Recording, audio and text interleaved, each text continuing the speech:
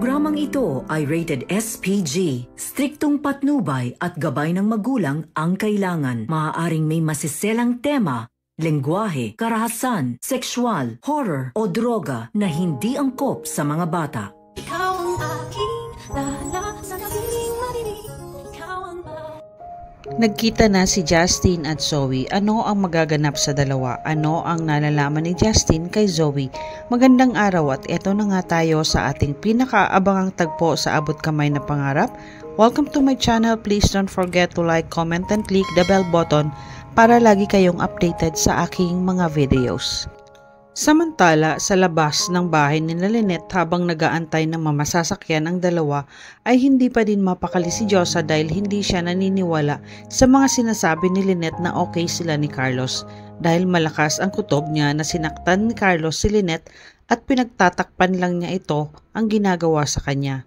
Sabi ni Chang Susan na Josa, wag mo nang pag-isipan ng masama si Carlos. Wag na kasi hindi niya masasaktan si Lynette dahil mahal niya to. Habang si Josa naman ay nakikinig lang sa mga sinasabi ni Chang Susan dahil ayaw niya na makipagtalo pa dito. Kaya sinabihan siya ni Chang Susan na kapag na-late siya sa trabaho ay siya ang masasaktan nito. Hindi na umimik si Josa dahil gumugulo pa din sa isipan niya ang mga dahilan ni Lynette at alam niya na sinaktan ito ni Carlos dahil nakita niya si Carlos kung paano nito pinagsalitaan si Lynette tungkol sa nangyari kahapon. At kahit nakauwi na sila ay hindi pa din mapalagay si Josa kaya sinabihan niya na si Chang Susan na tumawag na sila ng pulis at isumbong na nila si Carlos sa violence against women. Sa palagay niyo po, halika na kasi hindi ako naniniwala sa mga sinasabi ni Lynette. Nag-aalala ako para sa kanya. Ayaw kong may mangyaring masama kay Lynette dahil masisisi ko talaga ang sarili ko kapag may nangyaring hindi maganda kay Lynette. Pero tumanggi naman si Chang Susan sa gusto ni Josa at sinabihan niya ito na huwag na tayong makialam kung ano man ang away nila. Away mag-asawa lang naman yon. Alam ko na mahal ni Carlos si Lynette at hindi niya magagawa ang iniisip mo, Josa. Kaya manahimik ka na lang dyan.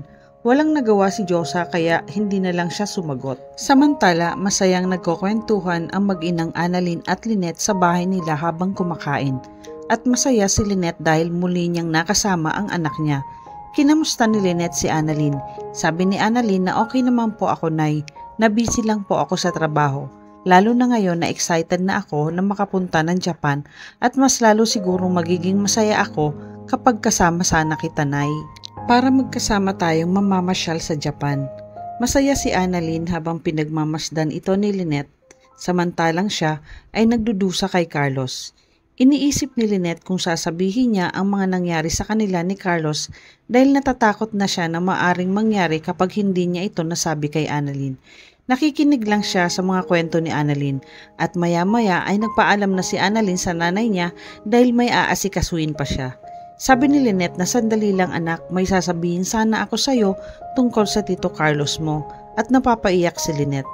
Ipinagtaka naman ito ni Annalyn kaya tinanong niya ang nanay Lynette niya kung ano yung tungkol kay Doc Carlos. Ano po ang ginawa ni Doc Carlos?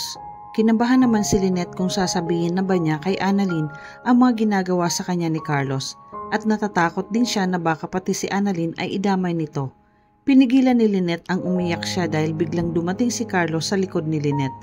Tinawag ni Carlos si Lynette kaya hindi na ituloy ni Lynette ang sasabihin niya kay Annalyn. Napalingon ang dalawa kay Carlos at biglang iniba ni Lynette ang sinabi niya kay Annalyn.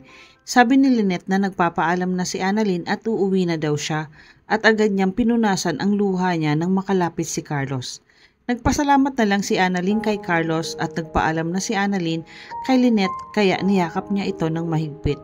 Pero alam ni Annalyn na may sasabihin ang nanay niya. Sa kabilang banda naman ay pinuntahan ng pulis si Giselle para ibigay ang bago nilang nalaman sa kaso ng papa niya at may bago silang eyewitness na magpapatunay na nakita niya ito. Sabi ng pulis na may nakita siyang sasakyan na lumabas sa hideout ng kidnappers kung saan nagkabarilan.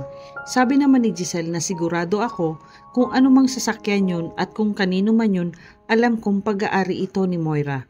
Habang magkausap ang dalawa ay bigla naman dumating si Moira at narinig niya ang pinag-uusapan ng dalawa at sinabihan niya si Giselle na ikaw naman, sandali lang ako nawala na mismo agad ako. Hindi mo man lang ba ako i-welcome? Nagulat naman si Giselle sa biglang pagsulpot ni Moira at sinabing dumating ka na pala. Bakit ka nandito? Anong ginagawa mo dito? Alam mo naman na bawal kang pumasok sa hospital ko. Hindi ka kailangan dito, Moira. O baka may bala ka na naman kay Papa. Ikinainis naman ni Moira ang mga sinabi ni Giselle. Sabi ni Giselle, nakararating ko lang tapos pagbibintangan mo agad ako na ako ang may-ari ng sasakyan.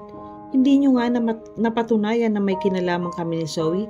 Sabi ni Giselle na huwag kang mag-alala, oras na magising sa Papa at nasabi niya kung sino ang may gawa nito sa kanya ay hindi ako titigil na malaman ng totoo. Kaya pwede ba umalis ka na dito? Walang nagawa si Moira kay Giselle kaya umalis na lang siya. Naiwan naman si Giselle at ang pulis kaya pinasalamatan ito ni Giselle. Samantala, nakabalik na si Zoe sa Apex at sa di inaasahang pagkakataon ay nakasalubong sila ni Justin sa hallway. May alam na si Zoe kay Justin kaya sinabi niya na ikaw pala ang anak ni Tita Giselle. Habang tinitingnan lang din siya ni Justin si Zoe dahil alam niya kung ano ang ugali nito. Palaban din si Justin at sinabi niya na excuse me, wala akong ina. Nandito ako nagtatrabaho para kay Lolo Pepe at wala nang iba. Sabi ni Zoe, okay, since nandito ka na nagtatrabaho, alalahanin mo na teritoryo ko ang Apex at nakikihati ka lang, kaya kilalanin mo kung sino ang kausap mo habang nakatitig siya kay Justin. Agad naman sinagot ni Justin si Zoe, ay oo nga pala, kilala na kita dahil naikwento ka na din sa akin ni Lolo Pepe. Oo, sa ngayon teritoryo mo ang Apex, pero pag nagising na si Lolo Pepe at sigurado ako na itutuloy niya yung planong tanggalan ka ng mana na makukuha mo at pagkatapos ikaw na ang magiging sampid dito. Kaya bago ka magsalita sa akin ng ganyan, alamin mo kung wala akong alam sa'yo dahil hindi mo pa ako kilala. At bigla itong tinalikuran ni Justin. Hindi naman nakakigbo si Zoe sa kinagulat niya ang sinabi ni Justin na may alam siya tungkol sa kanya. Galit na galit si Zoe kay Justin dahil alam niya na hindi ito magpapatalo sa kanya. Inis na pumunta sa opisina niya si Zoe at naumbutan niya si Moira sa loob. Ipinagtaka naman ni Moira kung bakit galit na galit si Zoe. Sabi ni Zoe na nakasagutan niya ang anak ng Tita Giselle niya. Sabi naman ni Moira, ako din ang Tita Giselle mo. Ang nakita ko kanina at pinapalayas ako dito. Parehas nga sila ng ugali, palibhasa mag-ina. Huwag kang mag-alala, Zoe. May araw din sa atin ang mga yan. Simula na kaya ang bangayan ni Justin at Zoe? Masasabi kaya ni Lynette kay Annalyn na sinasaktan siya ni Carlos? Magsumbong na kaya si Tiang Susan at Diyosa sa mga pulis? Yan ang ating pakaabangan dito lang sa Abot Kamay na Pangarap. Huwag bibitiw at huwag kalimutan mag-subscribe. Maraming salamat po and God bless.